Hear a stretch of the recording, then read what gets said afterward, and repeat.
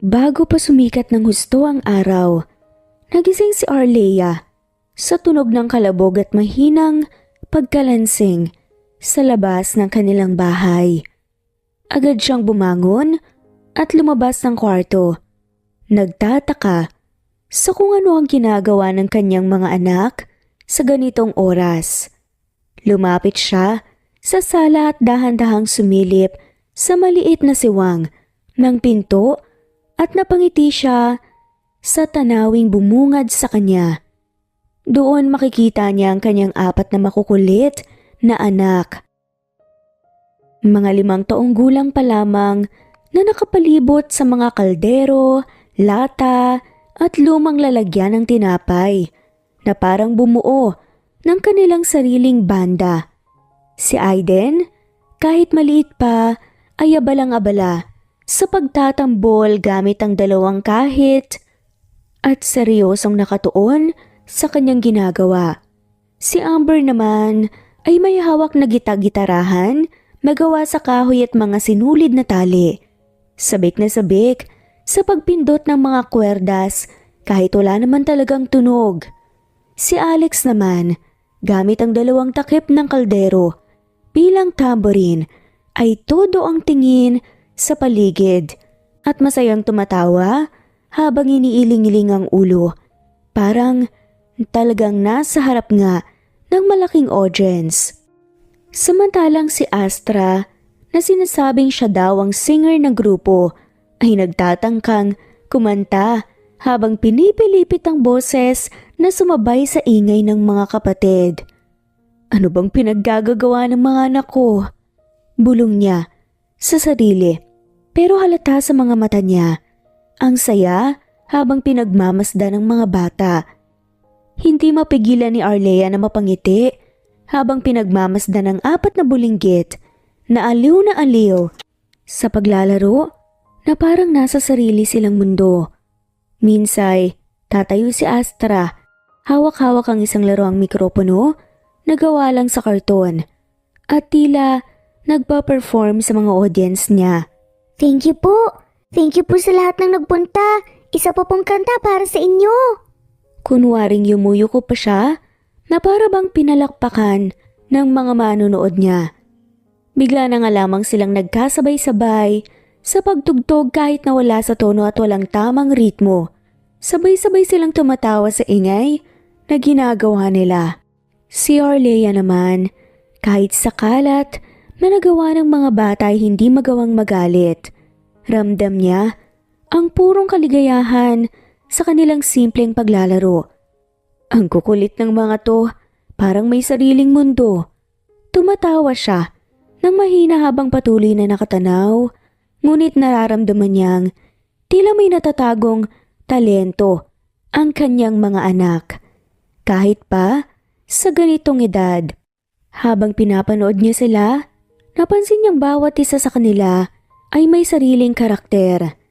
Si Aida naman ang matapang na drummer, si Amber ang gitarista na seryoso sa pagpipiga ng kanyang gitarang kahoy.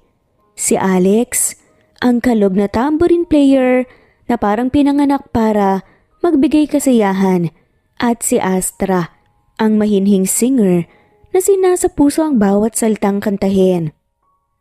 Sa sobrang saya at pagmamalaki, hindi na niya napigilan pa ang sarili na't lumapit sa mga anak. Mga anak, ano bang ingay to? Biro niya. Kunwaring may inis pero ang ngiti ay hindi maikakaila. Nagulat ang 4 at tumigil sila sa kani-kanilang pagtugtog, pero nang makita nila ang inang tumatawa, sabay-sabay silang lumapit sa kanya at niyakap siya. Mama, para po to sa'yo. Kasi gusto namin magbanda kapag malaki na po kami. Oo nga po, Mama. Magiging famous po kami. Magkasunod na pagmamalaki pa nila Astra at Alex. At parang nagpo-post pa na parang totoong rockstar. Napaiyak ng konti si Arlea sa saya. Hindi niya inakalang may ganitong pangarap ang mga anak niya. At sa kabila ng simpleng mga gamit, kitang-kita sa kanila ang sigla at determinasyon na magkaroon ng sariling mundo ng musika.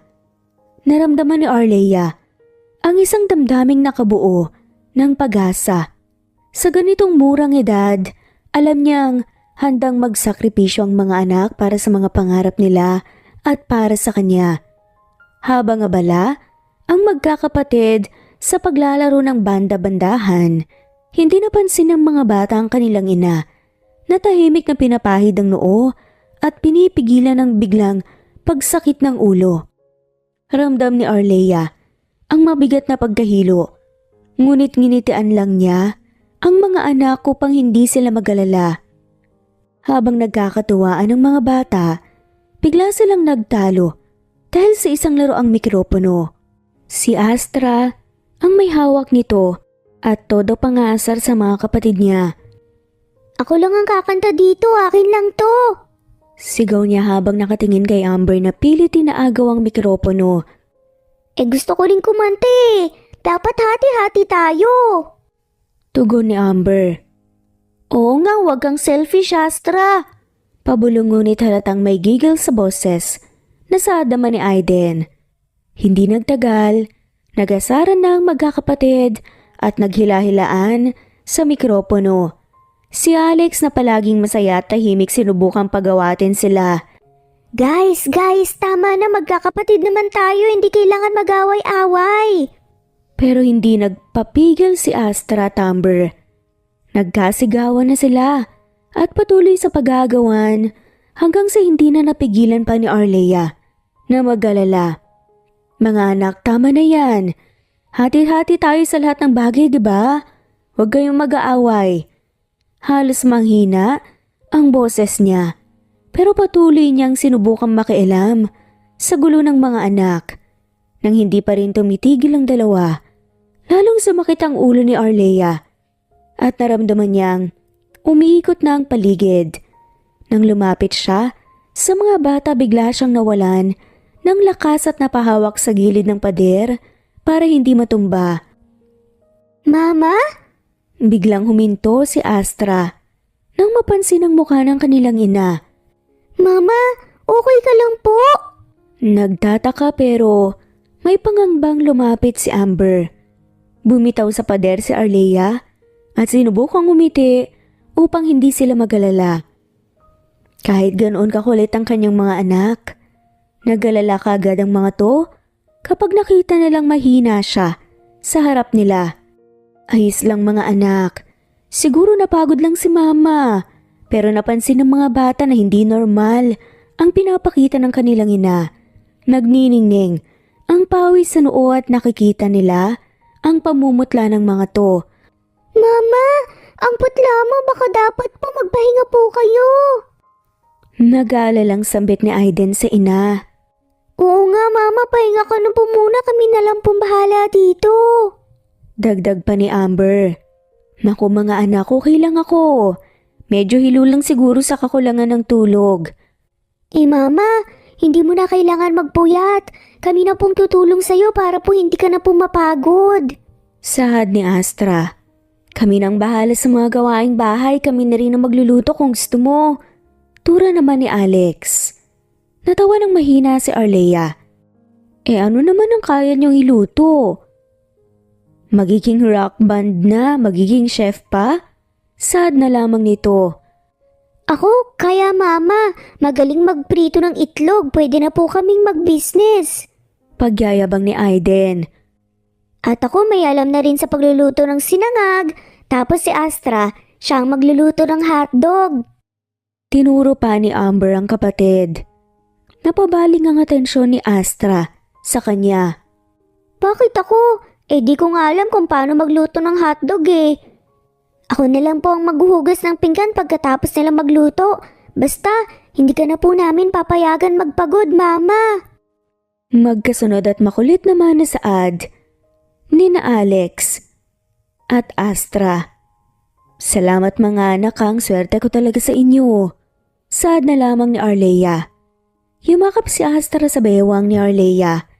Gagawin po namin ang lahat para mapasaya ka, para magpahinga ka na muna po, okay? Napangiti si Arleia. Sige, magpapahinga ako pero promise niyo sa akin. Huwag kayong mag-away-away Hati-hati kayo sa mga laruan. Pagkapasok ni Arlea sa kwarto, hindi niya napigilang umiyak. Kahit nahihirapan siya, nararamdaman niya ang pagmamahal at pag-aalaga ng mga anak niya. Kaya't hindi na nga niya kayang umupo lamang at pabayaan ang mga to. Mahal niya ang mga anak niya, higit pa sa kanyang buhay. 3 taon ang lumipas. Sa kabila ng mga nararamdamang sakit at pagod ay pinilit pa rin ni Arlea na itago ang kanyang sakit sa mga anak. Sa mga panahong yun, lumaki at lalo pang sumigla ang quadruplets sa kanilang hilig sa musika. Pero kahit na anong sayang pinapakita ni Arlea, hindi niya kayang itago ang patuloy na paglala ng kanyang karamdaman. Nag-eensayo ang mga bata sa kanilang munting studio sa bahay. Ngayon ay may tunay ng tambol si Aiden, gitara si Amber, mga tambourine si Alex, at mas maayos na mikropono si Astra. Masayang nagkakantahan at nagtatawanan ng magkakapatid. Halos hindi na nila marinig pa si Arlea na kumakatok ng pinto, kaya pumasok na lamang siya para panoorin ng mga anak. Wow, ang galing niyo mga anak! Parang totoo na kayong banda ngayon sabi niya, kahit paramdam na ramdam ang bigat sa kanyang dibdib at ulo. Mama, upo ka po dito, panoorin mo po kami. Sigaw ni Astra, habang nakangiti at kumakaway pa sa kanyang ina. Ngumiti si Arlea at sinubukang tumayo ng tuwid. Pero sa bawat hakbang, palapit sa mga anak, unti-unti nang bumibigay ang kanyang lakas. Biglang umikot ang paligid at bago pa siya makapag-react, bumagsak siya sa sahig. Mama! Sabay-sabay nasigaw ng mga bata. Mabilis na tumakbo palapit sa kanya. Si Aiden ang unang humawak sa kanyang kamay, habang ang magkakapatid ay naluluha at hindi alam ang gagawin. Mama! Kising! Ano pong nangyayari sa'yo? Tanong ni Amber. Nanginginig ang boses habang umiiyak. Si Astra naman ay sobrang natataranta at mabilis na tumakbo palabas para humingi ng tulong sa kapitbahay. Kuya Alex, anong gagawin natin? Hindi na po siya gumagalaw. Naluluha at kinakabahan na tanong pa ni Aiden kay Alex. Shh, kalma lang, okay? Magiging okay si Mama. Sabi naman ni Alex, pero halata naman ang kaba sa boses niya. Hindi nagtagal, dumating ang mga kapitbahay at dinala si Arlea sa ospital. Doon nalaman ng magkakapatid ang matagal na ang tinatago ni Arlea. May malubha siyang sakit, pero pinilit niyang magpakatatag para sa kanila. Habang nakaupo sila sa labas ng kwarto ng kanilang ina, tahimik ang 4 na magkakapatid. Hawak-hawak ang kamay ng isa't isa. Sa murang edad nila, unti-unti nilang naiintindihan ang hirap na pinagdaanan ng kanilang ina para sa kanila. Aalagaan natin si Mama mula ngayon. Seryosong sabi ni Aiden at tumango. Ang iba, bilang sagot, hinawakan ni Aiden ang kamay ni Arlea habang si Astra ay dahan-dahang hinahaplos ang buhok ng ina na tila pinapaalala rito na nandyan lang sila at hindi siya nag-iisa. Mama, nandito lang po kami. Di ba po sabi niyo po palagi kayong malakas po para sa amin? Malungkot na saad ni Astra. Sumilip ang doktor sa kwarto. Napansin niya ang mga bata na tahimik at halatang nag-aalala sa kalagayan ng kanilang ina. Lumapit siya sa kanila at marahang kinausap. Mga bata, pwede ba kayong makausap sandali? Tumango si Aiden at ang magkakapatid ay nagtipon sa harap ng doktor at nag-aalalang nagkatinginan. Pasensya na, pero kailangan niyong malaman ang sitwasyon ng mama niyo. May malubha siyang karamdaman at kailangan niya ng agarang operasyon para magkaroon ng mas magandang tsansa sa pag-recover. Paliwanag ng doktor. Sabay-sabay na napayuko ang mga bata, habang si Amber at Astra hindi na napigilan pang umiyak. Bakit po ngayon lang namin nalaman? Bakit hindi po niya sinabi sa amin? Humihikbing tanong ni Amber at halos hindi makatingin sa doktor. Niyakap na lamang ni Astra at tumiyak silang dalawa. Siguro ayaw lang ni mama niyo na mag-alala kayo masyado. Maraming mga magulang ang ganun. Inaalala ang kaligayahan ng mga anak bago ang sarili nila. Sagot ng doktor. Pero magkano po ba ang kailangan para po sa operasyon niya? Kaya po ba namin? Tanong ni Alex. Sandaling nag-isip ang doktor bago sumagot. Nako, malaki ang gasto sa operasyon at gamutan niya. Hindi madaling mag-ipon para rito, pero may mga paraan naman para matulungan si mama niyo. Napatitig si Aiden sa doktor. Naglakas loob na tanungin ang tanong na gumugulo sa isip niya. Ano pong ibig sabihin ninyo? Pwede ba kaming magtrabaho o may paraan po ba para makaipon kami ng panggagamot? Bahagyang ngumiti ang doktor at humanga sa tapang ng mga bata pero alam niyang mabigat ang responsibilidad. Bata pa kayo para magtrabaho pero pwede kayong humingi ng tulong sa mga kakilala o mga kamag-anak niyo. Suwestyon niya. Tahimik na nagkatinginan ng apat at kahit na puno ng takot at pangamba ang mga mata nila, alam nila na wala silang ibang pagpipilian kundi magpakatatag para sa ina. Alagaan namin si Mama, hindi po kami susuko. Saad ni Astra nang natahimik na siya mula sa pagiyak. Tumango si Alex at nilapitan ng doktor. Dok, gagawin po namin ang lahat kahit na ano po basta pumiligtas lang po si Mama. Naiwang tahimik ang doktor. Marahang hinawakan ang balikat ni Aiden bago tuluyang nagpaalam para bigyan sila ng oras. Sa isang maliit na kwarto ng kanilang inuupahang bahay, tahimik na nagkukumpulan ng mga quadruplets. Nakaluhod si Astra sa gitna habang iniisa-isa niyang pinapaliwanag ang plano ng mga kapatid. Kailangan nating magkapera para kay Mama. Sabi ng doktor, hindi na daw pwedeng ipagpaliban yung operasyon. Ayoko ding tumagal roon dahil sabi ng tinanungan kong nurse kanina mas lumalaki ang babayaran natin. Pero saan naman tayo kukuha ng ganong kalaking pera? Baka hindi pa tayo pinapayagang magtrabaho. Napasimangot na sabi naman ni Amber at napatingin sa sahig. Hawak ang gitara na luma na at halatang pinagsawaan na ng panahon. Alam ko na, gagawa tayo ng banda, tapos tutugtog tayo sa mga daan. Alam nyo, yung parang nasa TV, tapos bigla na lang may maghuhulog ng pera para sa atin. Biglang napatayo sa excitement si Aiden at halos tumalon pa nga siya. Sumang-ayon naman kagad sa Alex. Astig yun! Ako bahala sa tambol, may nakita akong lata sa likod, pwede nating gawing drums. Tama, tapos ako sa gitara ni Amber, pero hindi ba nakakahiya, baka pagtawanan lang tayo ng mga tao eh. Nagala lang sambit ni Astra. Hindi tayo pwedeng mahiya para to kay Mama. Lahat gagawin natin para sa kanya, di ba? Kaya natin to basta sama-sama tayo.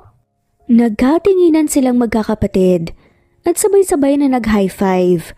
Malalim ang kanilang determinasyon at sa murang edad, alam nila kung gaano kahalaga ang ginagawa nila para sa kanilang ina. Nag-iensayo ang magkakapatid sa maliit nilang sala. Medyo naging magulo ang rehearsal nila dahil wala sa timing ang lahat at may kanya-kanyang diskarte sa pagtugtog. Kahit seryoso ang dahilan nila, hindi maiwasan ang tawanan sa bawat pagkakamali. Oh, simulan na natin ah. Ako sa drums, si Amber sa gitara, si Alex sa tamborin, tapos si Astra kakanta. Ready? 1, 2... Binigyan ni Aiden ng matinding hampas ang lata niyang drums, pero sa sobrang lakas tumilapon ang stick niya. Hoy Aiden, dahan-dahan lang. Parang gusto mong butasin yung lata eh. Para intense, di ba? Para malaman ng tao na seryosong-seryoso tayo. Hay, ayusin na nga natin. Kailangan sabay-sabay tayo, hindi yung kanya-kanya. Napakamot si Astra sa ulo habang sinusubukang ipaliwanag ang timing sa mga kapatid.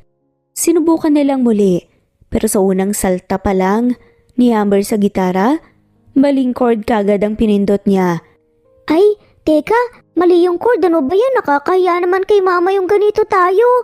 Ako rin parang mali yung timing ko. Teka lang practice ko muna yung ting ting ting ting ng tamborin. Astra, kantahin mo na nga para may maayos naman dito. Makulit at magkakasunod na saad ni na Alex at Aiden. Huminga ng malalim si Astra at sinubukang magsimula, pero nagkamali kagad siya sa unang linya pa lamang. Napahinto tuloy siya at nagtawanan ng lahat. Ay, sorry, kinakabahan ako Napapalo siya ng tawa habang pinapahid ang pawis sa noo. Grabe naman, tayo-tayo lang na dito Practice lang to, bakit kinakabahan kayo? O sige, isa pa. 1, 2, 3, 4. Kahit nagkamali rin naman siya, sadama ni Amber, at nagbilang na nga rin sila para magumpisa. Nagsimula silang tumugtog pero si Alex na sobrang concentrated sa tamburin. Napating-ting-ting ng walang hintuan. Sa sobrang ingay ng tamburin, halos hindi na nga marinig ang boses ni Astra at ang gitara ni Amber. Hoy Alex, tama na muna yung ting-ting-ting-ting mo. Sobrang ingay na parang nagbebenta tayo ng isda Naiiritang saway pa ni Amber. Ay, sorry, akala ko yun yung tamang beat Napakamot na lamang si Alex sa ulo at tumawa. Ako, parang napapagod na yung lata ko. Parang wala nang tunog Naku, paano na yan? Wala tayong drums. Pwede ba yun? Walang drums? Kaya naman siguro kahit wala, di ba? Paano naman yung rock and roll vibes natin? Sagutan nila Alex, Aiden, Astra at Amber. Napasandal si Aiden at napanguso kunwari disappointed. Teka, may idea ko. Pwede nating gamitin yung takip ng kaldero. Mas astig para pang heavy metal. Hindi naman natin kailangan ng heavy metal. Baka magalit pa yung kapitbahay. Ay nako. O sige na, okay. Isa pa. Seryoso na tayo Hirit na naman ni Amber. Pero alam nilang kahit gaano pa kagulo at kalat ang kanilang rehearsal, masaya silang na magtutulungan para sa kanilang ina. Dala ang mga simpleng gamit pang musika. Pumuesto ang mga magkakapatid sa gilid ng plaza. Kanya-kanya silang posisyon ni Aiden na may improvised drums gamit ang mga lumang lata. Si Amber naman sa gitara, si Alex sa may tamborin na gawa sa takip ng bote, at si Astra ang kakanta. Sige, simulan na natin. Panimula ni Astra habang kinakabahan pero excited pa rin siya. Sinimulan na nilang tumugtog at kahit na hindi perpekto ang kanilang pagkakasabay, may puso ang kanilang musika. Dumadami ang mga tao sa paligid. Nagugustuhan ang performance ng mga batang walang kapares ang dedikasyon. Isang matandang babae ang naghulog ng pera sa harapan nila. Naku, ang gagaling nyo naman mga ihutiha. Para kanino ba to? Tanong nito. Ngumiti si Amber. Para po kay mama, kailangan po niya sa operasyon niya. Napahinto ang matandang babae. Maluha-luha ang mga mata. Dumami ang mga naglalakad na tumutulong sa kanila. Bawat isa ay nag-aabot ng kahit kaunting barya at papuri. Ang dami ng laman, Amber. Mukhang makakaipon tayo kagad nito Tumatalon-talon si Alex sa tuwa. Nang matapos ang kanilang unang kanta, nag-appear ang magkakapatid. Sa pag-uwi nila ng gabing yun, bit-bit nila ang natitirang pera. Isang masayang ngiti ang bumungad sa kanila mula sa kama ni Arleia. Anak, saan kayo nang galing? Ano yung dala nyo? Pinakita nila sa harap nila ang nalikom nilang pera sa loob ng supot. Marami-rami yun at meron ring mga papel na pera. Surprise, Mama! Para sa operasyon mo to, nag-perform kami sa plaza kanina. Agad na saad ni Alex sa inangunit-ibang ekspresyon ni Arleia. Napailing na nga lamang si Arleia habang nakatingin sa supot ng mga perang hawak ng mga anak niya at isang malalim na buntong hininga ang kanyang binitawan. Bakit niyo ginawa to? Akala niyo ba matutuwa ako na nakikita kong parang namamalimos sa plaza kayo? Biglang napayuko ang magkakapatid at halatang nasaktan sa sinabi ng ina na parang hindi na-appreciate ang kanilang effort. Hindi nila inakala na ganito ang magiging reaksyon nito. Unang sumagot si Astra. Mama, hindi naman yun ang gusto namin ipakita eh. Gusto lang naman namin makatulong kasi sabi ng doktor kailangan mo na po talaga ng operasyon. Ayaw lang naman po namin na naghihirap ka. Kung pwede lang kami magtrabaho, ginawa na po namin pero ito lang po yung kaya namin eh. Pero hindi nyo kailangan gawin yan, anak. Hindi ko gusto na ang mga anak ko nagpa-perform sa kalsada para lang makaipon ng pera. Hindi kayo mga pulubi na umaasa lang sa awa ng ibang tao. Sad ni Arlea. Tumahimik naman sandali ang mga bata at halantang nalungkot pero hindi sila nagpatinag. Hindi naman po para sa amin to eh. Para po sa'yo. Wala kaming pakialam kung ano ang sasabihin ng ibang tao. Gusto lang po namin na gumaling ka. Si Alex ulit ang nagsalita. Halatang naantig ang puso ni Arlea sa mga sinabi ng mga anak niya pero matigas pa rin ang kanyang tindig. Hindi niyo dapat tinuturing na obligasyon ang gastusin ko. Kaya ko pang magtrabaho, kaya ko pang labanan ang sakit ko. Hindi niyo kailangan maghirap ng ganito. Paano kung lumala po yung sakit mo? Ayaw po naming mawala ka. Dito na hindi napigilan ni Arlea ang maluha. Kitang-kita niya ang pagmamahal ng mga anak sa kanya pero natatakot siya sa ideya na dumating na sa punto na mga anak niya ang nagtataguyod para sa kanya. Hindi ako mawawala. Malakas ako, matibay. Kaya kong labanan to. Sad ni Arlea.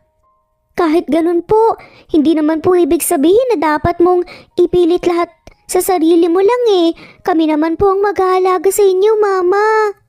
Saad ni Astra. Dahan-dahang hinawakan ni Arlea ang mga kamay ng mga anak niya. Humihikbi na rin siya. Hindi ko alam kung paano ako magiging sapat na ina para sa inyo. Napakaswerte ko sa inyo.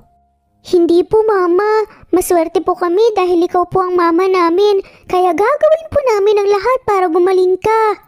Sagot naman ni Aidan at lumapit at niyakap nga siya.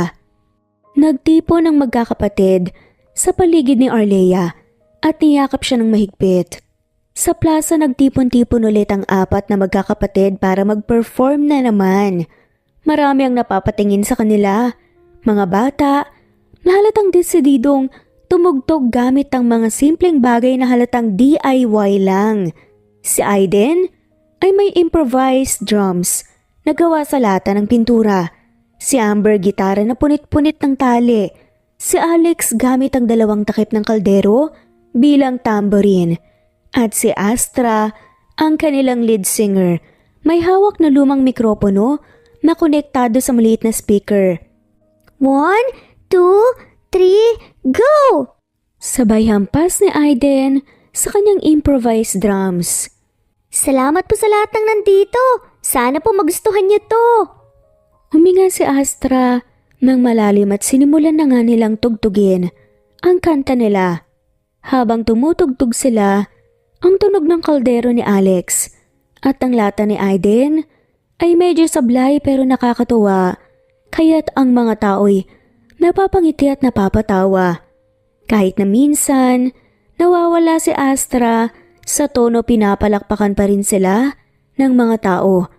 May lumapit na isang babaeng nakakoat at dark shades na mukhang kakaiba at parang taga-syudad. Tumayo siya sa harap ng magkakapatid. Nakangiti at namangha. Wow, ang gagaling niyo, ang lakas ng loob niyo ah. Nagulat si Amber. Nang bahagyang natigilan, sa pagstrum ng gitara lumingon siya sa mga kapatid niya na parang nagtatanong kung sinong babaeng to. Hi po, sino po kayo? Tanong niya. Inalis ng babae ang kanyang shades at ngumiti ng malapad.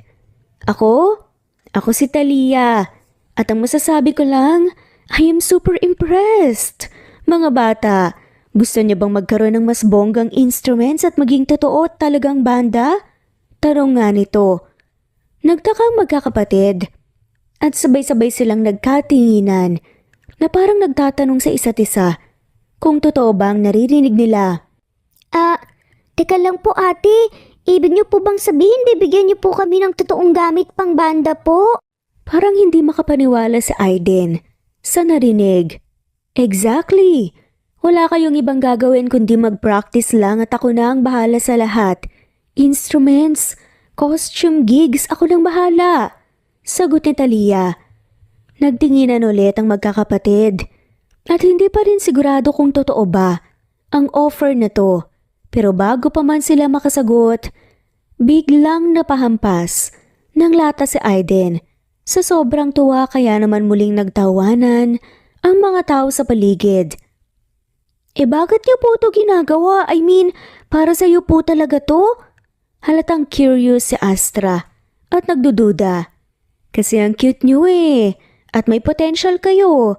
Plus, nakikita ko sa inyo ang pagkabata ko kaya gusto ko maging manager nyo.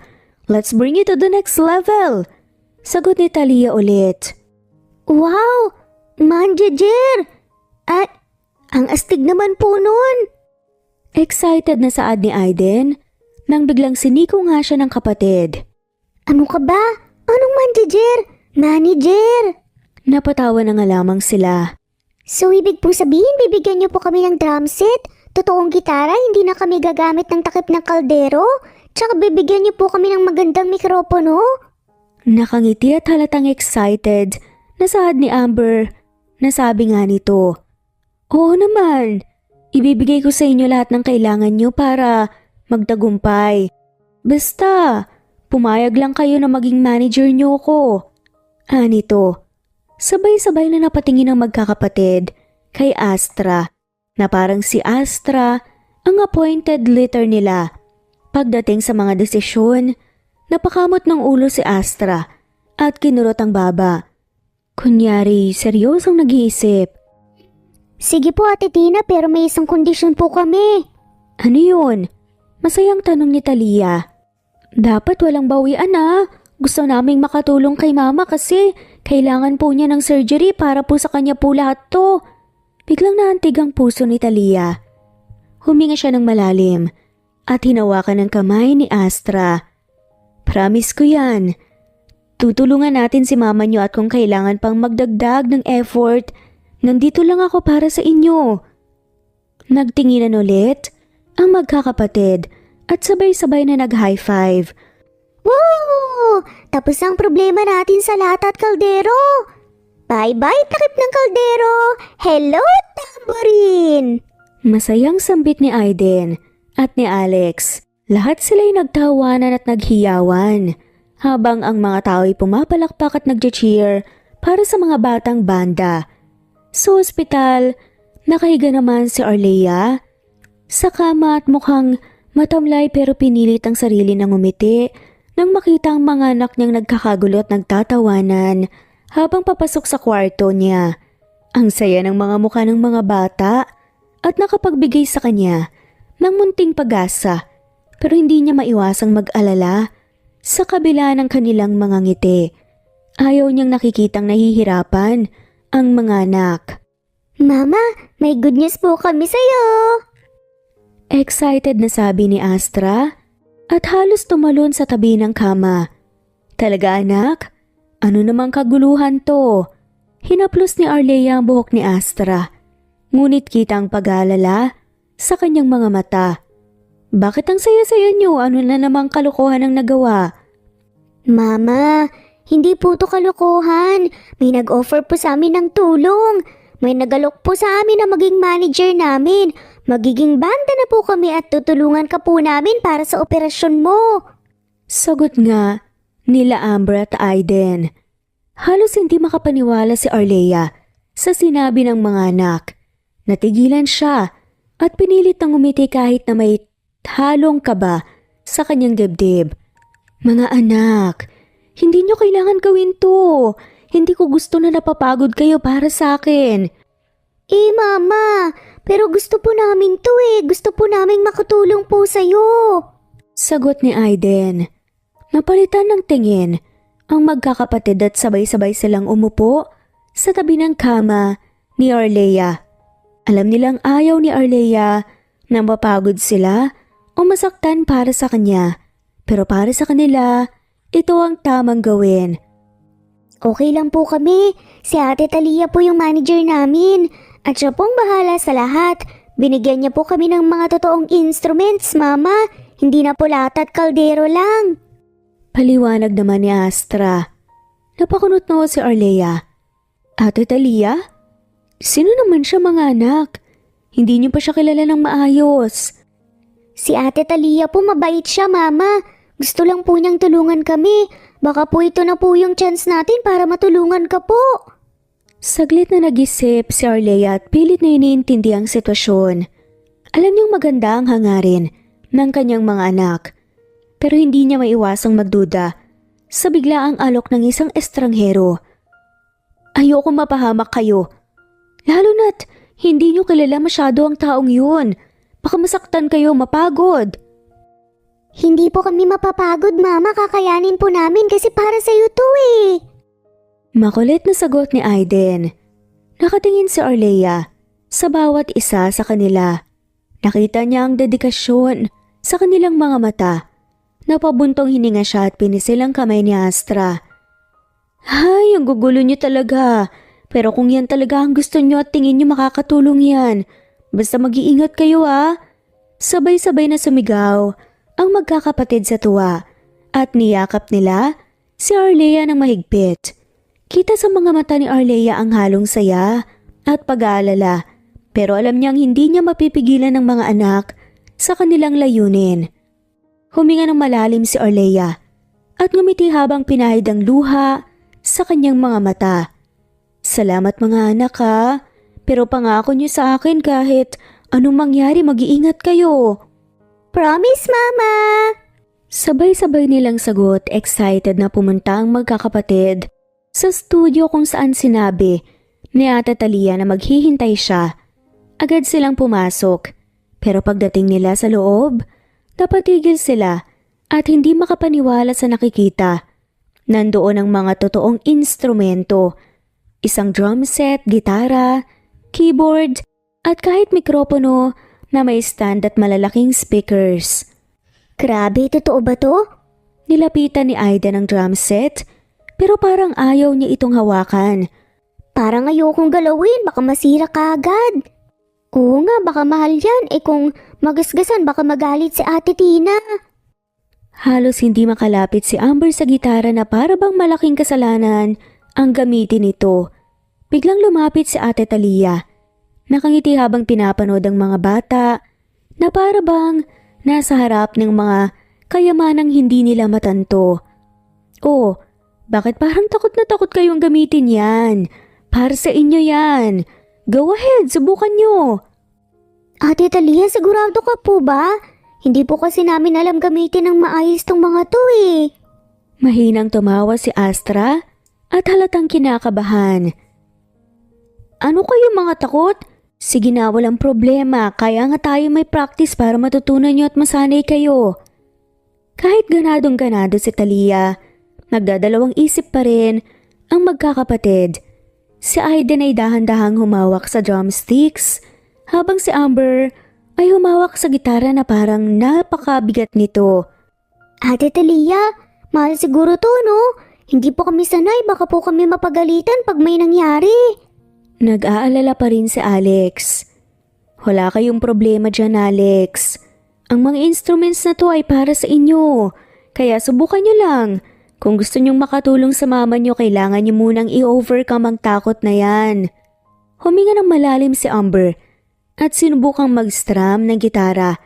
Napataas ang kilay niya nang marinig ang malinis at malinaw na tunog ng gitara. Uy! Ang ganda ng tunog, parang ang daling gamitin. Pero ang smooth pala. Iba siya sa kahoy na ginagamit ko ah. Masaya ang anya. Ako rin Ate Talia, parang nakakahihawakan tong mikropono. Sabi naman ni Astra. Nilapitan ni Talia si Astra at inilagay ang mikropono sa kanyang kamay. Anak, hawakan mo yan. Nang may confidence, ikaw ang lead singer, kailangan mong magsalita at kumanta na parang ikaw ang boss ng entablado. Nagtinginan ng magkakapatid sabay tawa. Medyo napapagaan ang loob nila dahil sa encouragement ni Tina. Si Aida naman ay sinubukang hampasin ng drums at napangiti siya sa tunog nito. Ang astig, parang nasa concert ako! Komento pa niya. Napahayaw si Talia sa tuwa. Hayan! Yan ang gusto kong makita. Sige nga, mag-jam na kayo. Pakiramdaman niyo ang mga instrumento kahit magkalat muna, okay lang. Dahan-dahang nagsimula silang mag-practice. Si Amber ay nag-strum ng gitara at kahit medyo off pa sa tempo, nakakatuwa pa rin silang pakinggan. Si Alex ay napapakagat-labi habang tinitimpla ang tamborin at si Aida naman ay ginaganahan sa bawat hampas sa drum. Uy kuya, dahan-dahan lang sa tamburin, parang natataranta ka dyan.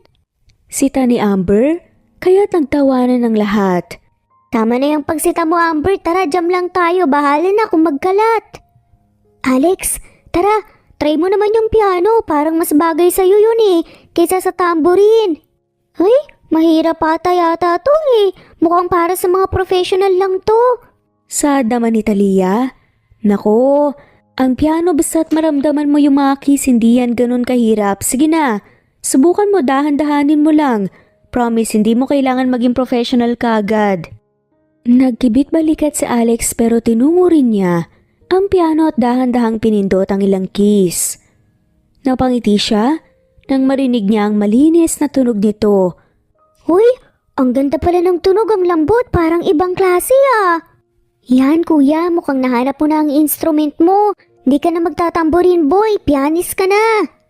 Sabay nagtawanan silang magkakapatid. Bagay nga sa'yo kuya, compliment naman ni Astra.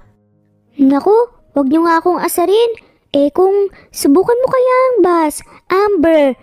Sabi ni Ate Talia, pwede kang tumugtog ng mas mabigat. Hayan, gusto ko yan Alex. Amber, try mo ang bass guitar. Ang lakas ng dating noon, kaya nyo yan, huwag kayong matakot. Sabi Talia. Sige na nga, subukan ko na rin Ate Talia. Ay grabe, ang astig pala nito, parang may sariling rhythm. Uy, mukhang ready na tayo. Sabi ni Astra. Yes, gusto ko makita kayong mag-jam ng buo. Kahit ano lang, ipakita nyo yung passion nyo. Game, let's go mga kapatid. Huwag na kayong kabahan, basta enjoy lang. Sambit ni Aiden. At nagsimula na nga silang tumugtog ng sabay-sabay. Kahit may kaunting sablay at offbeat, masaya pa rin silang lahat. Si Tina ay nasa gilid, nakangiti habang pinapanood ang magkakapatid na unti-unting nakakasabay at gumaganda ang tunog ng kanilang kanta.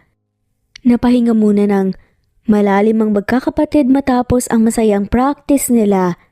Nagpahinga na rin sila at si Tina ay nakaupo sa gilid. Pinagmamasdan silang masaya at pagod. Maya-maya lumapit siya sa kanila. Nakangiti ngunit may halong pag-aalala sa kanyang mga mata. Ang galing nyo kanina. Proud ako sa inyo. Pero curious lang ako mga anak.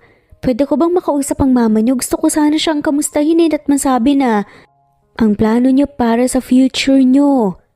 Biglang naging tahimik ang magkakapatid. Nagkatinginan sila at ang dating masiglang muka ay napalitan ng lungkot. Si Astra ay yumuko habang si Amber ay tahimik na nakatitig sa sahig. Naramdaman kaagad ni Tina ang bigat ng kanilang nararamdaman. Ate Talia, kasi po si Mama, hindi po siya okay. Kailangan niya po ng operasyon pero wala po kaming pera para po makapagpagamot siya. Malungkot na sabi ni Astra. Kaya nga po kami nagsisikap para makaipon Ayaw naming humingi ng tulong kahit kanino kasi po nahihiya po kami. Dagdag pa ni Amber. Nagulat si Talia sa narinig at kitang-kita sa kanyang mukha ang pagkaawa sa mga bata. Napabuntong hininga siya. Ramdam ang bigat na dinadala ng magkakapatid kahit bata pa sila. Pero kahit na ganoon, nakikita niya ang hope at saya sa kanila. Ang bigat ng pinapasan niya sa edad niyo. Pero alam niyo, hindi masama humingi ng tulong minsan lalo na kung para sa ikabubuti ng mahal niyo sa buhay. Ngiting tugon naman ni Talia. Alam naming mahirap pero gagawin po namin lahat para kay Mama. Siya lang po ang meron kami, kaya kailangan naming magtulungan. Si Aiden naman ang nagsalita. Naluha si Talia sa dedikasyon ng mga bata. Alam niyang may pangarap sila, pero higit sa lahat, ang pagmamahal nila sa kanilang ina, ang dahilan kung bakit sila nagsusumikap. Hindi niya maiwasang mapangiti, pero ramdam din niya ang lungkot at hirap na pinagdadaanan ng mga bata. Alam niyo ang tapang niyo para sa edad niyo. Hindi lahat ng bata kayang tiisin ang hirap ng walang reklamo, lalo na para sa pamilya. Kaya naman sobrang proud ako sa inyo, sabi ni Talia. Salamat po Ate Tina, pero minsan po kasi parang hindi sapat yung ginawa namin eh. Ang daming gastusin lalo na po sa gamot ni Mama. Kaya nga nandito ako para tulungan kayo, di ba? Alam kong gusto niyong makapag-ipon sa sarili niyong paraan, pero walang masama kung may katuwang kayo sa laban. Sigurado ka po, Ate Talia? Baka po mag-alala si Mama, ayaw po kasi niya na masyadong nahihirapan kami. Saad ni Astra. Minsan, ang takot na yan ay napupuno ng pagmamahal. Gusto lang niya kayong protektahan. Kung pupuntahan niyo po si Mama, sasabihin po namin sa kanya na gusto naming tumugtog para po makatulong. Baka mas maintindihan niya. Oo naman. Salamat Ate Talia. Nakangiti ang magkakapatid habang pinagmamasdan si Talia. Ang bigat sa kanilang puso ay tila nabawasan. At alam nilang may kasama sila sa laban para sa kanilang pamilya. Sabay-sabay na nag-thumbs up ang magkakapatid at nagtawanan silang lahat. Buo na ang kanilang desisyon at ngayon, hindi lang para sa kalusugan ni Arlia, kundi para rin sa kanilang sariling mga pangarap. Patuloy na nag-iensayo ang magkakapatid. Lumipas ang mga linggo at talagang gumaling sila. Lalo silang bumilib sa sarili nilang abilidad at mas naramdaman nilang buo ang kanilang grupo. Sa tuwing nagpa-practice sila, naroon si Talia, hawak ang cellphone at tahimik na nagvi-video sa bawat ensayo, bawat tawanan at bawat tagumpay sa bawat kanta na natatapos nila. Isang gabi, matapos mag-practice ang magkakapatid, naapangiti si Talia habang pinapanood ang mga video sa kanyang cellphone. Naisipan niyang i-post ang mga ito online, hindi naman inaasahan na magiging malaki ang reaksyon ng mga tao. Pero sa hindi inaasahang pagkakataon, mabilis na nag-viral ang videos nila. Ang kwento ng mga batang nagpupursige para sa kanilang ina ay pumukaw ng atensyon sa puso ng maraming tao. Inulan ng likes, shares, at encouraging comments ang videos ng magkakapatid. Pagkalipas ng ilang buwan, ang magkakapatid ay nagkaroon na ng malawak na following. Sa bawat post, may mga fans na nag-aabang at nagbibigay ng suporta sa kanila. Hindi na sila simpleng mga batang tumutugtog sa plaza. Kilala na sila ngayon bilang ang The Four Wonders at nakatakda na silang mag-debut sa isang malaking music event. Sa backstage ng isang event, naghahanda sila para sa kanilang unang major performance. Halatang kabado ang magkakapatid. Kasama nila si Talia na nakangiti at nagbibigay ng lakas ng loob sa kanila. Kaya nyo to. Kung nalagpasan nyo ang hirap sa umpisa, mas kaya nyo ngayon. At tandaan nyo, maraming nanonood na nagmamahal sa inyo lalo na si mama nyo. Napangiti ang mga bata at sabay-sabay na tumango. Ramdam nila ang suporta hindi lang ni Talia, kundi pati ng kanilang ina na alam nilang nanonood mula sa ospital. Bigla nilang narinig ang sigawan ng mga fans sa labas ng stage at doon lang nila naramdaman kung gaano karami ang sumusubaybay sa kanila ngayon. Pagkalabas nila sa stage, nagulat ang magkakapatid sa dami ng tao. Hawak ang kani-kanilang instrumento, hindi makapaniwala sina Astra, Amber, Aiden at Alex na ang dami nang naghihintay sa kanila. Kasabay ng ingay ng mga tao ay ang mga palakpakan at sigawan at nakita nilang may mga fans pa na may hawak na banners at posters na may pangalan nila Habang tumutugtog na sila, napansin ni Tina na may isang lalaki sa gilid ng stage na nakatingin ng mataman sa mga bata. Parang kinikilala ang kanilang mga mukha. Nagustuhan niya ang kanta ng mga bata, pero mas matindi ang tingin niya sa kanilang pagkakahawig sa isang taong kilala niya. Nang matapos ang kanta, nagpalakpakan ng buong audience at nakita ni Tina na parang may nais sabihin ang lalaking ito. Pagkatapos ng kanilang performance, lumapit ang lalaki kay Talia. "Excuse me, miss. Ang galing ng mga bata. Sila ba yung Four Wonders na napapanood ko sa social media?" "Opo, sila nga. Talagang pinaghandaan nila to para sa unang malaking performance nila," sagot ni Talia sa lalaki. Nagkaroon ng sandaling katahimikan habang parang may gustong itanong ang lalaki pero nag-aalangan siya. "Alam mo, habang pinapanood ko sila, parang may kakaiba akong naramdaman. Parang may pagkakawig sila sa akin." Nagulat si Talia sa narinig at bahagyang kinabahan pero sinubukan niyang maging kalmado. Talaga po ba? Baka po nagkataon lang." Sad pa nga nito. Ngumiti ang lalaki at tumingin muli sa direksyon ng magkakapatid na nagpapahinga pagkatapos ng performance. "Siguro, dahil wala naman talaga akong anak, una pa lang." Malungkot na sad ang lalaki.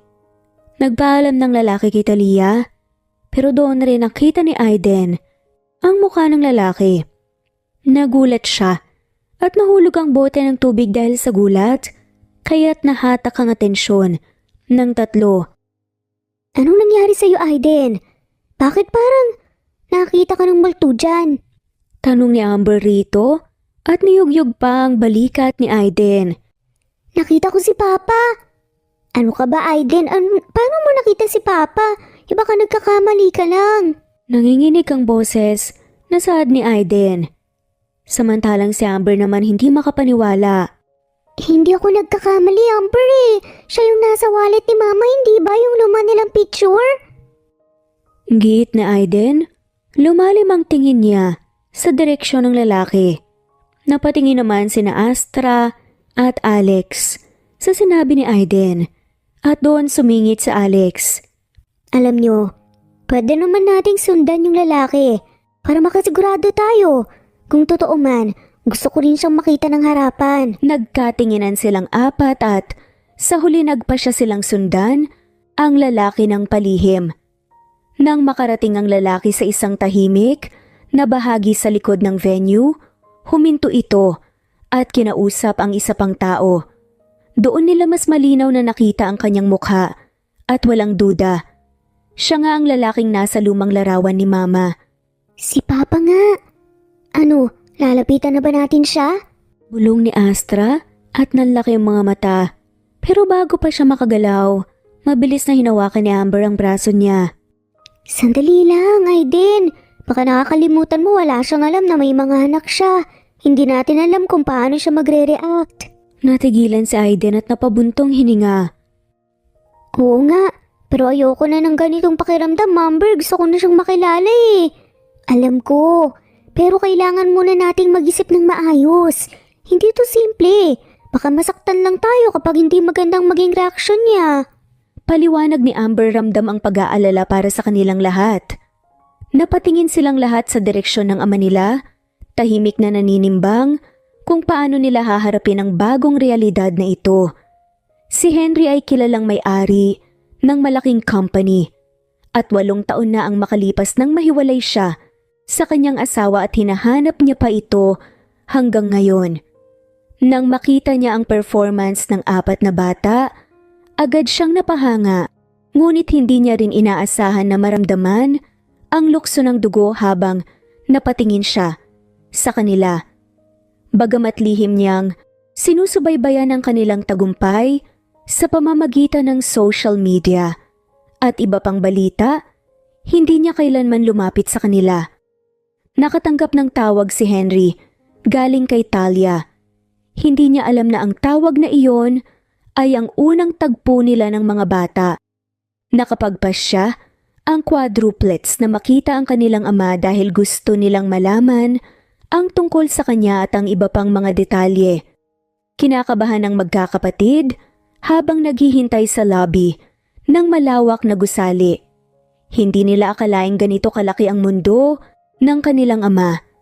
Ang bawat dingding ng opisina ay nagpapakita ng mga larawan ng mga proyekto at programa ng kanyang kumpanya. Naramdaman nila ang kabigatan ng bawat hakbang patungo sa opisina. Nang makita nila si Henry, tila nabawasan ang kaba ng magkakapatid nang makita ang mainit ng ngiti nito. Wala siyang kaalam-alam na nasa harap niya ang kanyang mga anak. Sa social media ko lang kayo nakikita, ang galing nyo. Napakatalino at talented pa. Ngumiti ang magkakapatid sa sinabi ni Henry, pero bakas ang pagkabalisa sa kanilang mga mukha. May gusto sana kaming sabihin, saad ni Astra. Napatigil si Henry at tinignan ng mga bata. Ano yun? Si Aiden ang nagsalita na kinahinto ng mundo ni Henry. Papa, bakit niyo iniwan kami ni Mama? Bakit niyo po iniwan si Mama? Sa isang lokal na event sa kanilang bayan, nagtipon-tipon ang mga tao upang suportahan ang iba't ibang pagtatanghal.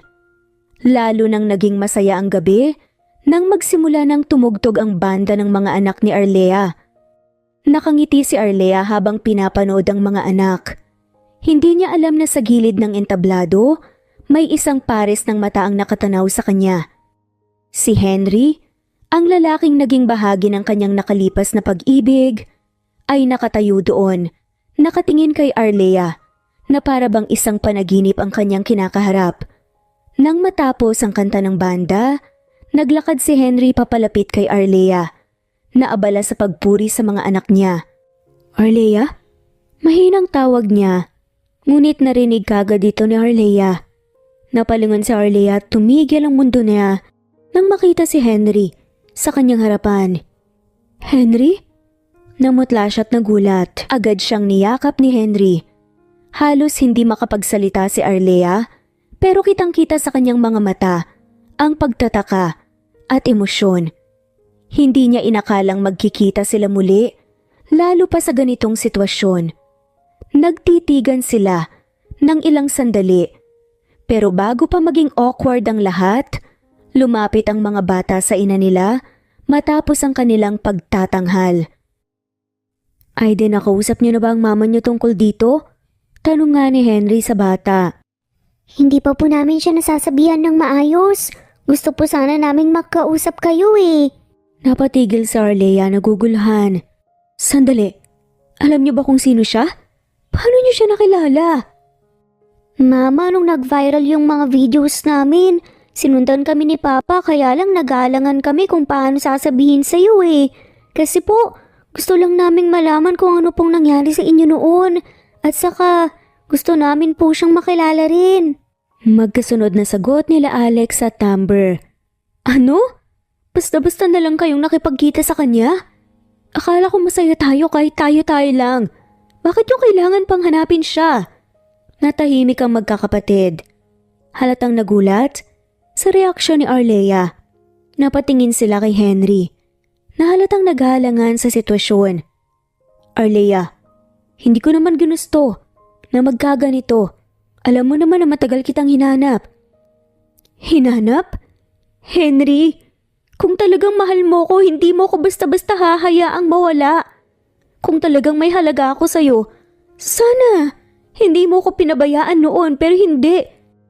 Hindi ko man lang naramdaman ang pagmamahal mo ni kahit kaunti dahil nakatanim pa ang isip mo sa ex-fiancé mo.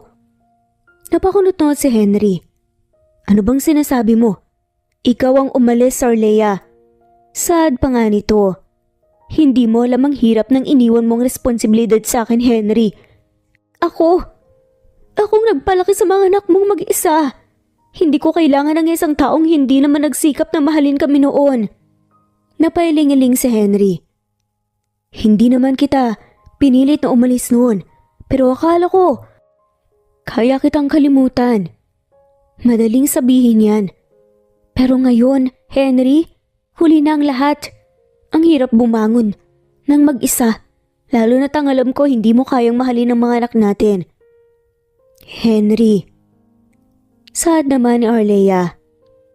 Hindi mo naintindihan. Kaya nga ako nandito kasi gusto kong bumawi, gusto kong maging ama para sa kanila. Nanginginig ang boses ni Arlea habang tumingin siya sa mga anak niya. At ano ngayon, Henry?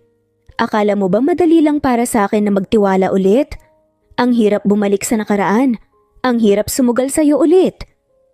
Bago pa man makasagot si Henry, naramdaman ni Arlea ang biglang pagkahilo. Sinubukan niyang huwag ipahalata, ngunit hindi niya na napigilan ang paghapdi ng kanyang dibdib at ang paninikip ng kanyang hininga. Aiden, Amber, sandali lang mga anak. Hinawakan niya ang kanyang dibdib at pilit na pinipigilan ng sakit. Pero unti-unti siyang napaupo. Napansin kaagad ni Henry ang pagbagsak ng mga balikat ni Arlea at ang panginginig ng kanyang kamay. Arlea, anong nangyayari sa'yo? Nag-aalalang saad nga ni Henry. Agad siyang lumapit at inalalayan si Arlea habang nakatingin ang mga bat na nag-aalala at natataranta. Ngunit nahimatay na si Arlea, kaya't dali-dali silang kumilos upang ihatid siya sa hospital. Pagkarating nila sa ospital, agad na dinala si Arlea sa emergency room. Nagmamadaling nagdatingan ng mga doktor at mga nurse at halos walang oras para makapagsalita si Henry at ang mga bata. Natigilan si Henry habang nakikita ang 4 na magkakapatid na mukhang hindi alam ang gagawin, takot at nag-aalala sa kanilang ina. Ilang sandali pa, lumapit ang doktor kay Henry.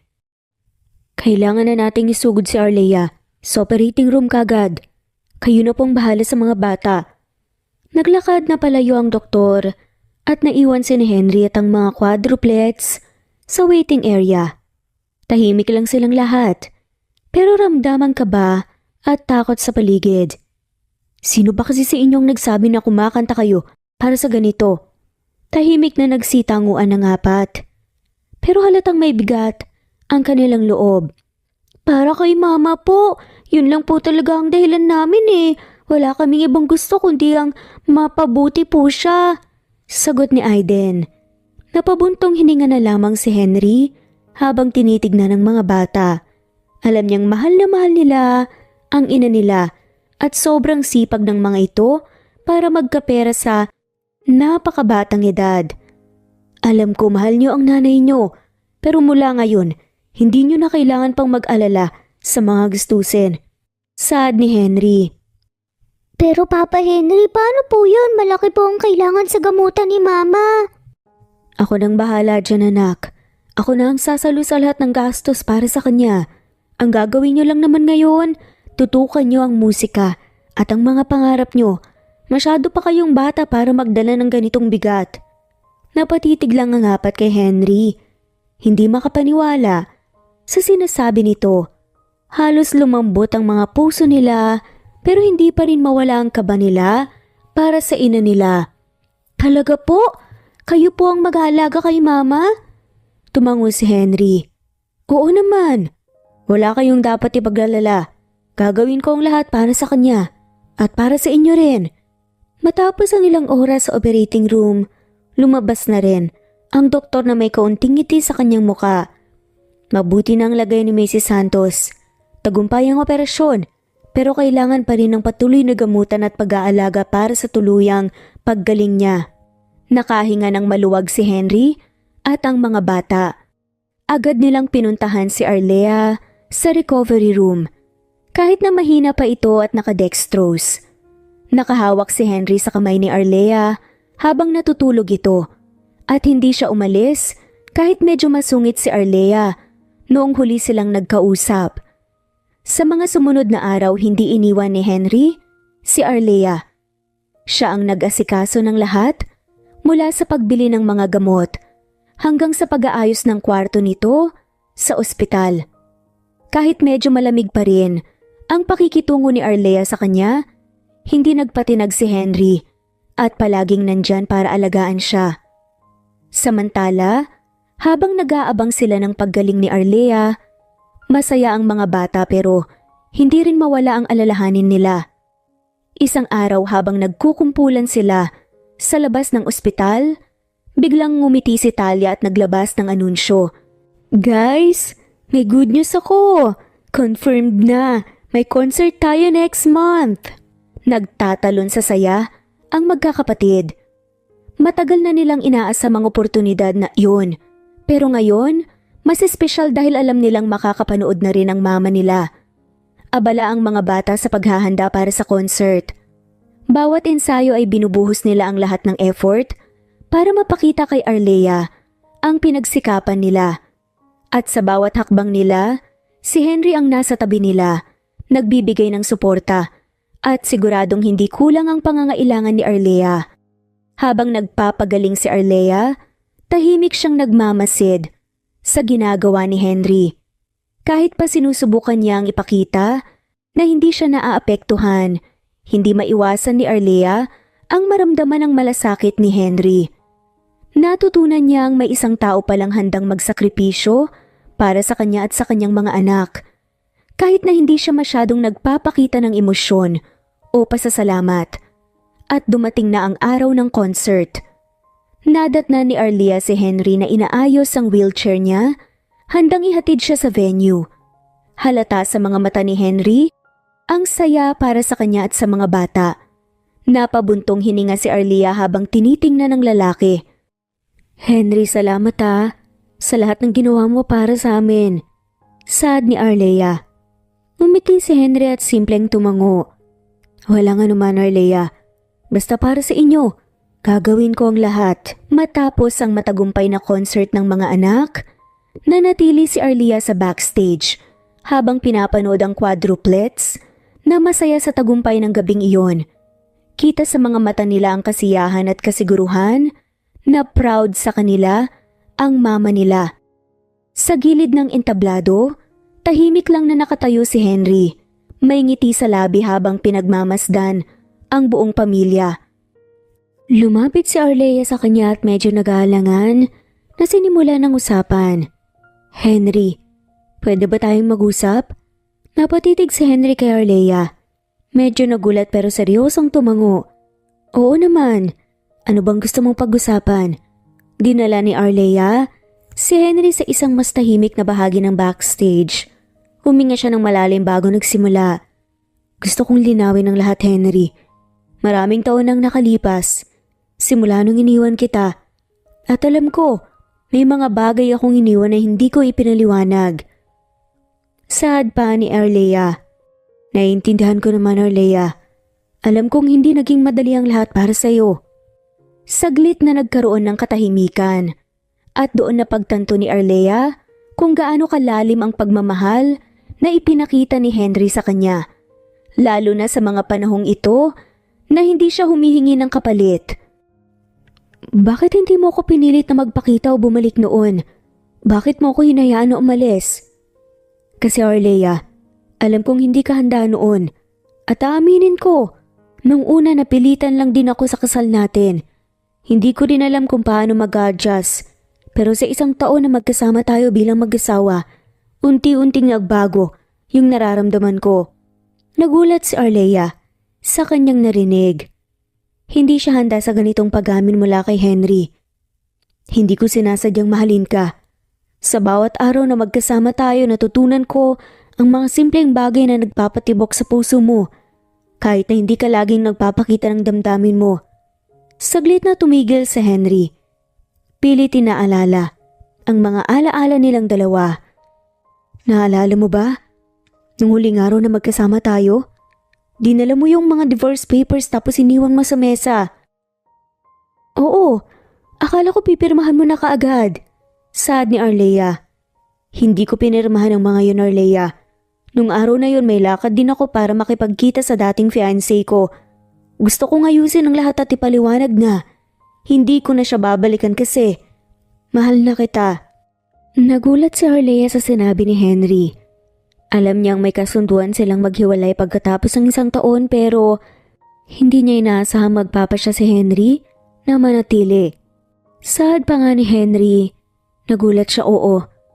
Pero mas nagulat siya nang malaman niyang sa kabila ng kasunduan natin, hindi ko napigilan ang damdamin ko, mahal na kita noon, Arlea. Kahit pa, itinatago ko yun. Napayo ko si Arlea. Napagtanto ang mga bagay na hindi niya alam tungkol sa asawa niya. Bakit hindi mo sinabi noon, Henry? Bakit hinayaan mo akong umalis? Dahil ayokong pilitin ka. Ayokong maramdaman na napilitan ka sa kasal natin. Naisip ko baka mas tama na hayaan kitang magpasya para sa sarili mo. Pero sa lahat ng yun, hindi kita tinigilan sa paghasang babalik ka. At hindi ko inaasahan na nagkaanak tayo at 4 pa. Napaluha si Arlea sa narinig. Hindi niya inaasahan ang ganitong klaseng pagmamahal at pag-intindi mula kay Henry. Hindi ko alam na ganito ka sa akin. Akala ko pinalaya mo ko dahil sawa ka na. Hindi ko alam na naging ganito ka pala kaseryoso. Ngumiti si Henry. Pinawi ang luha sa pisngi ni Arlea. Hindi ko talaga kaya na mawala ka. Hindi rin kita pwedeng basta pabayaan. Lalo na ngayon na mas kailangan mo ko. At kahit na malamig ka sa akin, alam kong may natitirang pagmamahal ka pa rin para sa akin. Ayos lang sa akin kahit magtagal pa bago mo ko muling mahalin basta nandito ka. Nagtama ang kanilang mga mata at sa unang pagkakataon nakita ni Arlea ang sinseridad at pagmamahal ni Henry sa kanya. Gusto kong subukan ulit. Hindi ko alam kung kaya ko agad na ibigay ang nararamdaman ko pero gusto kong bigyan ng pagkakataon ng sarili natin. Ayoko ring bigyan ng hindi kumpleto ang mga anak natin. Mahal ko sila, Henry. Saad ni Arlea. Ngumiti si Henry at masaya at kampante sa desisyong iyon. Hinawakan niya ang kamay ni Arlea at sa simpleng hawak na iyon, pareho nilang naramdaman na parang mas lalo nilang napagtanto na kailangan nila ang isa't isa. Simula nang muling maging maayos ang relasyon ni na Arlea at Henry, napansin ng mga quadruplets kung gaano ka-sweet at ka-close ang kanilang mga magulang. Hindi na nawawala ang mga nakakatuwang eksena at lambingan ng dalawa na ikinagugulat at ikinakakilig naman ng mga anak. Isang umaga habang kumakain sila ng almusal, sa dining table napansin ni Aiden na parang hindi na natanggal ang ngiti ni Henry habang nakatingin kay Arlea. Bumulong si Aiden kay Alex. Bro, tignan mo si Papa. Parang teenager na kinikilig oh. Oo nga eh. Ang corny ni Papa. Natatawang sagot ni Alex. Napansin ni Henry ang bulungan ng mga anak kaya tumingin siya sa kanila ng may biro. Ano? May problema ba sa ngiti ko? Papa, ikaw ata yung mas in love ngayon kaysa kay Mama eh. Tukso pa ni Amber sa ama. Ngumiti si Henry sabay hawak sa kamay ni Arlea. Bakit hindi? Tignan niyo naman ang mama niyo, napakaganda kahit bagong gising. Napahiling si Arlea at medyo nahihiya pero kinikilig din. Nakakahiya sa mga bata, kumain ka na lang. Napangiti na nga lamang si Henry at sinadya pang itaas ang kilay. Ay ganoon. Aba, binabasted mo ako sa harap ng mga anak natin ha. Nagkatawanan na lamang ang quadruplets. Hindi niya nga alam ang kanyang nire-react. Nakikita kasi ng quadruplets ang biro ng mga magulang nila, lalo pang kinilig sina Amber at Aiden sa eksenang yun. Kita namin Mama, kinikilig ka rin kay Papa eh. Hindi na napigilan pa ni Arlea ang pagtawa at sumuko na rin sa mga pambubuli ng mga anak nila. Sa kabila ng lahat, bakas sa mukha niya ang saya habang tinatanaw ang pamilya nila na masaya at puno ng pagmamahalan. Maya-maya habang nagliligpit pa sila, sinadya ni Henry na sabayan si Arlea sa kusina. Ako na dyan, magpahinga ka na. Hindi naman ako mahina, Henry, kaya ko to. Oo naman, pero mas gusto kong ako na lang nag-aalaga sa'yo. Bigyan mo naman ako ng pagkakataon na bumawi. Biglang may narinig silang mga maliliit na hagik-gik sa likod nila. Mga bata pala. Nanunood sa kanila habang nakasilip mula sa pinto. Ay, Nakita namin, Papa, na may pakbay-akbay ka pa kay Mama. Para kayong nasa telenovela. Grabe, ang cheesy nyo, hindi naman kayo namin kinakaya. Sunod-sunod pa nasaad nila Amber, Aiden at Alexa na kunwaring nandidiri pa. Napatawa na lamang si Henry at masinigpitan pa ang pagakbay kay Arlea. Tila lalo pang niya sinasadya ang pagiging sweet para kiligin ng mga anak nila. Gusto ko lang ipakita sa mga anak ko kung paano magmahal. Kinikilig si Arlea pero sinusubukang magpigil. Henry, tama na nga.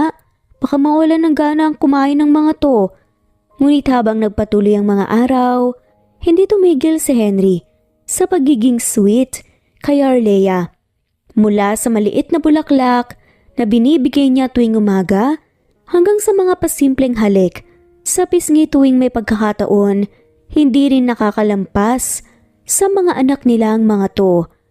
Habang nagpapahinga si Arlea sa sala, lumapit si Henry na may dalang maliit na piraso ng cake. Para sa ito, honey. Favorite mo, di ba? Nag-effort ka pa talaga sa maliit na cake, ha? Syempre, special ka. Nasa gilid naman ng quadruplets. Pinapanood ang mga magulang nilang parang mga teenager pa rin na nagliligawan. Hindi nila mapigilang mapailing pero bakas sa mga mukha nila ang kasiyahan para sa kanilang magulang. Siguro naman, hindi na kayo maghihiwalay, no? Hirit pa ni Amber. Napatingin si Henry kay Amber tapos kay Arlea bago ngumiti. Hindi na anak, pinangako ko sa sarili ko kahit anong mangyari. Hindi ko na pababayaan pa ang mama niyo. Tumingin si Arlea kay Henry at ngumiti rin. At hindi na rin ako alis pa. Promise.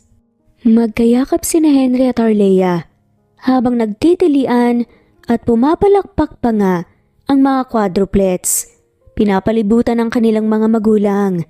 Sa araw-araw na nakita ng mga anak nila ang pagmamahalan at pag-aalaga ni na Henry at Arlea sa isa't isa, lalong tumibay ang kanilang pamilya at napuno ng kasiyahan at pagmamahalan ng bawat sandali.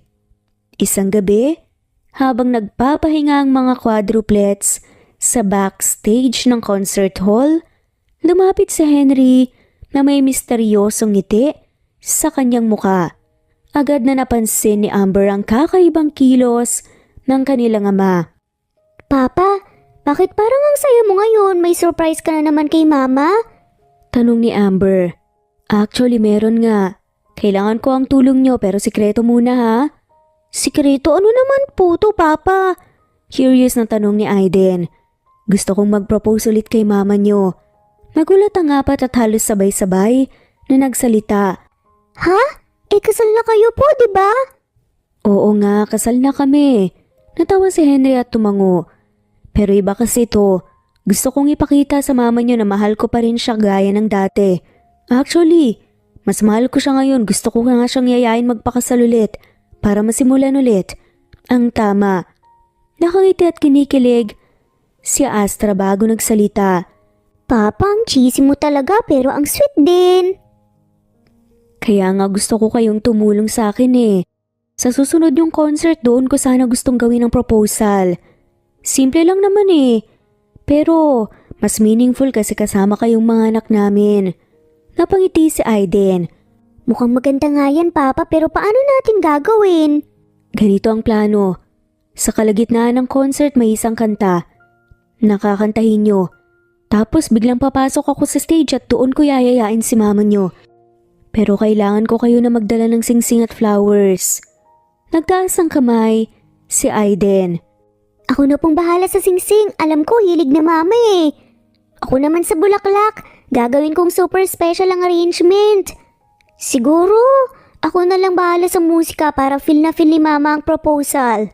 Sunod-sunod na nasaad nila Aiden, Amber at Astra. Napapalakpak na lamang si Henry.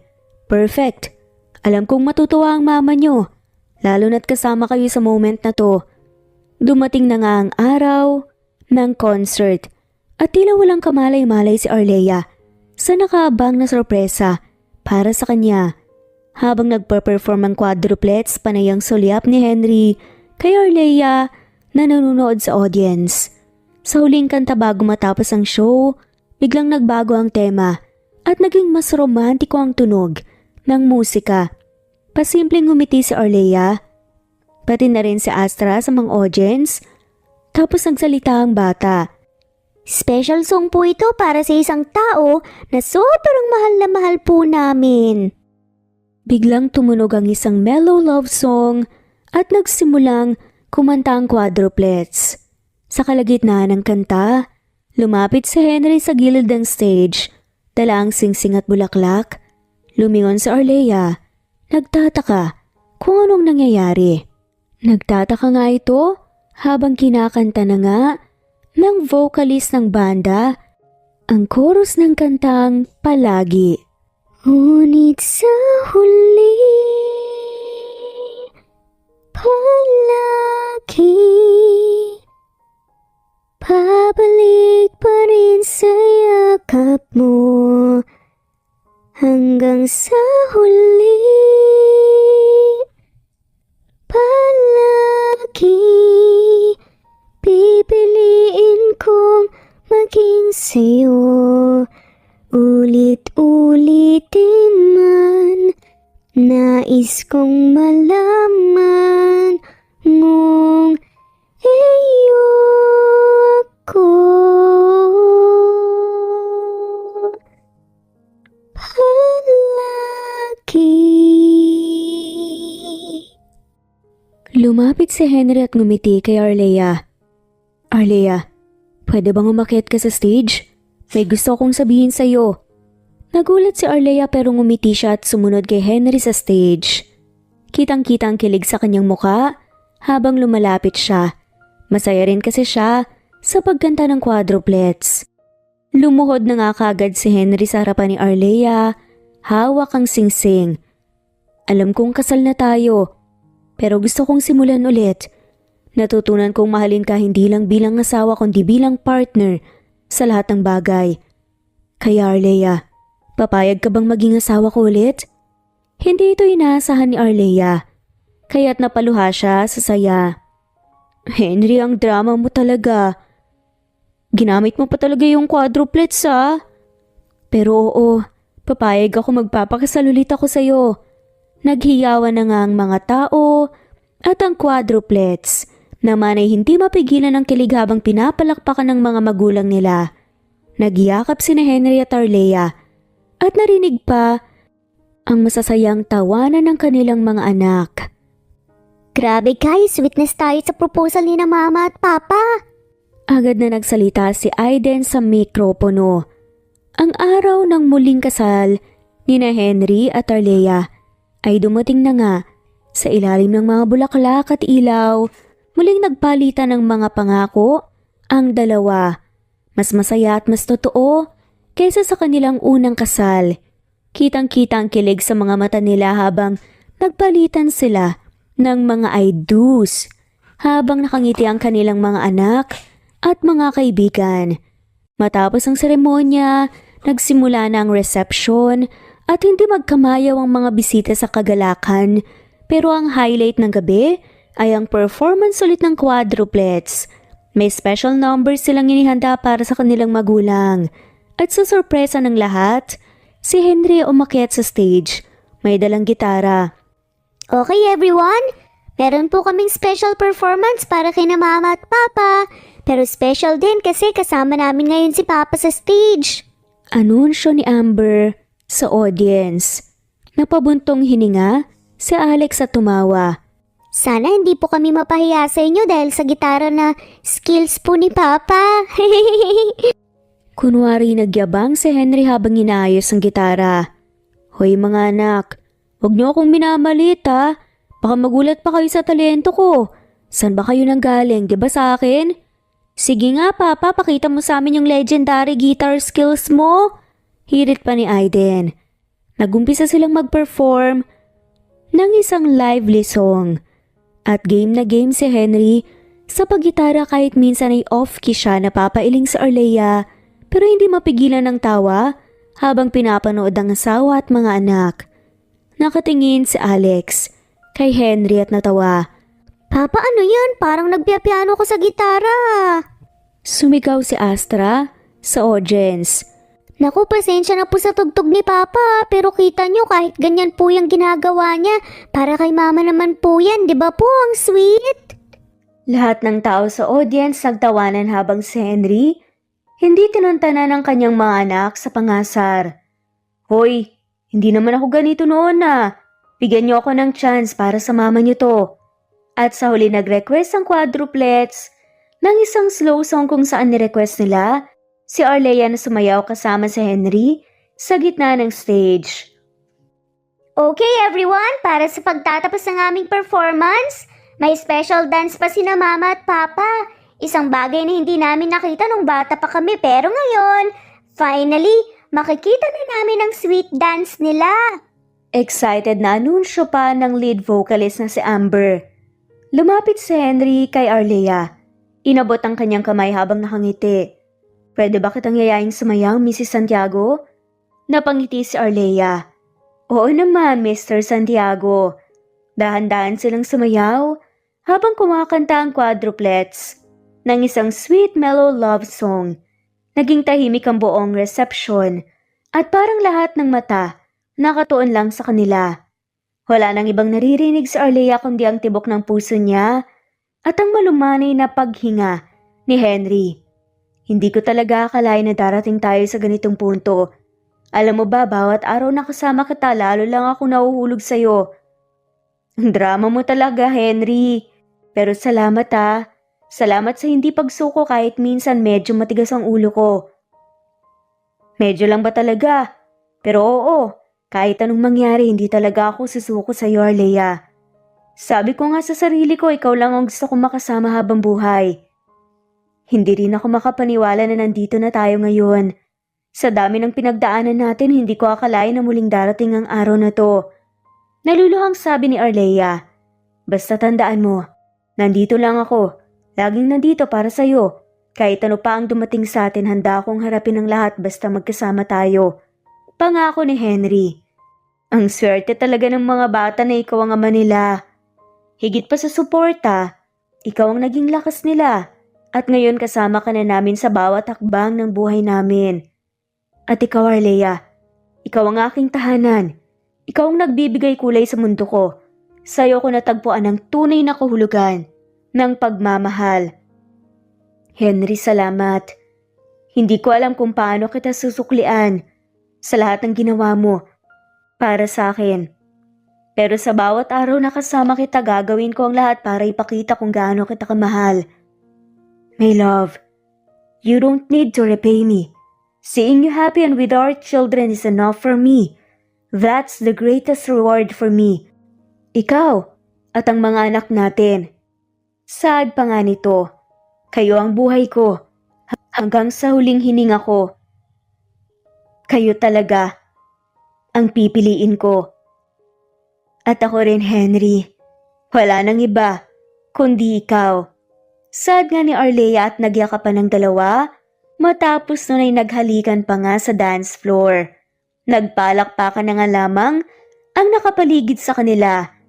Pati na rin ang quadruplets na tumatalon-talon pa kasama si Talia. At dito na nga po nagtatapos ang kwentong pagmamahalan ni na Henry at Arlea. Maraming salamat po sa lahat na mawalang sawang sumusubaybay. I-comment lamang po kung gusto niyong magpa-shoutout. Sa ngayon, shoutout po sa mga sumusunod. Veronica Briseño, Violeta Murillo, Teresita, Teresa Bulie, Christine Flores, Nesbeth Hanaban, Flor Salvalion, Kuwait, Raquel Labay, Kuya Atok, Lani Pardillo, Eva Violeta, Presbyteros Rose, Amy Regalado, Teresita, Pres Cavilla Havana, Precious, Lilian Naubebe, Eli Evangelista Anderson, Marziel Arcilias, Rosemary Palaganas, Rose Martinito, Ding Liege, Alexa Gomez, Jomira Bueno, Amy Fenavares, Irma Emma, Lali Emralino, Tortillas Gaming, Matea Estrera, Annalie Flor, Rosemary Tinito, Rosemary Palaganas, Excelsis Tagala, Emily Kinlog, Rosemary, MM, Penning Escal, Neri Cabangon, Lucia Baldo, Rosemary Vasquez, Londono Villas, Faye, Rosemary, Angelo, Vicky Adlaon, Mercy Villantes, Rezeline Unday, Allen, Ace, Nino Regidor, Jeyo Cadtec, Escapades Matilda, Irma Valerio, Agustina Aniceto, Cecilia Alvior, Naitan Canada, Lily Roda Barcial, Eli Ramirez, Doris Day Pangan, Lynn Lee of Macau, Reyes, Rebecca Tezuka, Noel Macero, Rizalina Credo, Mitchie Karch, Romel Carion, Juliet Panlilio, Lynn, Merlilyn Zenny Marion, Benoni Anya Lucas from Bacolod City, Merlina Aparata,